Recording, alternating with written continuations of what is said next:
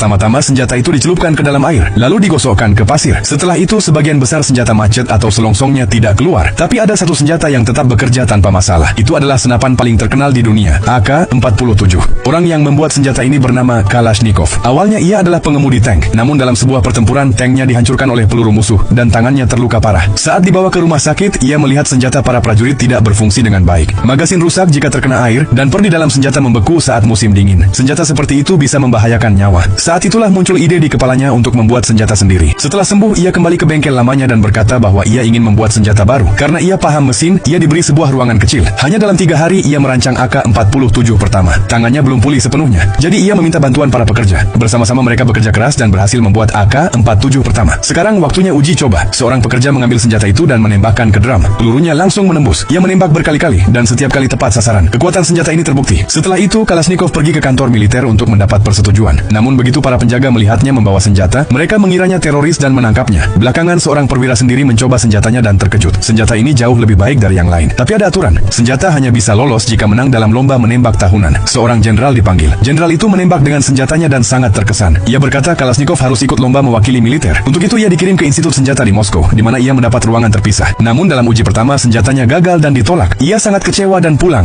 Di jalan seorang perwira menghentikannya dan memberinya kesempatan lagi untuk membuat senapan mesin. Kalashnikov menerimanya dengan serius dan bekerja keras membuat senjata baru. Tesnya berhasil tapi tetap tidak dipilih. Ia merasa hancur. Saat itu berita datang bahwa Jerman menyerah. Perang berakhir. Semua orang bahagia, tapi Kalashnikov sedih. Ia merasa senjatanya tidak dibutuhkan lagi. Ia menemui perwira dan berkata ingin pulang. Perwira itu diam-diam memberinya sebuah kertas yang menyatakan bahwa pembuatan senjata masih penting. Ia pun kembali bekerja. Dari kesalahan sebelumnya ia belajar dan menciptakan senjata baru. 2 tahun kemudian AK-47 baru selesai. Untuk pertama kalinya ditembakkan ke drum dan setiap peluru tepat sasaran. Ia sangat senang. Tiba-tiba para penjaga datang. Karena melakukan uji coba tanpa izin, ia ditangkap. Tapi Kalashnikov tersenyum karena yakin pada karyanya. Ia dibawa ke hadapan jenderal. Jenderal itu juga seorang perancang senjata. Kalashnikov dengan cepat membongkar senjatanya dalam hitungan detik. Semua bagian terpisah. Jenderal sangat kagum. Ia belum pernah melihat senjata yang begitu sederhana dan kuat. Jenderal itu mengizinkan AK-47 ikut kompetisi. Akhirnya lomba dimulai. Semua senjata dicelupkan ke air, lalu digulingkan di pasir. Sebagian besar senjata macet. Saat giliran AK-47 tiba, senjata itu menembak tanpa henti. Tidak ada satupun tembakan yang meleset. Kalashnikov menang dan produksi massal AK-47 dimulai. Pada tahun 1949, saat parade, ia melihat setiap prajurit membawa senjata yang ia ciptakan. Dadanya membusung dengan bangga. Walau AK-47 tidak dipakai dalam perang itu, kini lebih dari setengah negara di dunia menggunakannya. Senjata ini tidak hanya menjadi senapan paling banyak digunakan, tapi juga penyebab paling banyak kematian. Namun ingatlah, senjata tidak pernah salah. Yang salah adalah orang-orang yang menyalahgunakannya.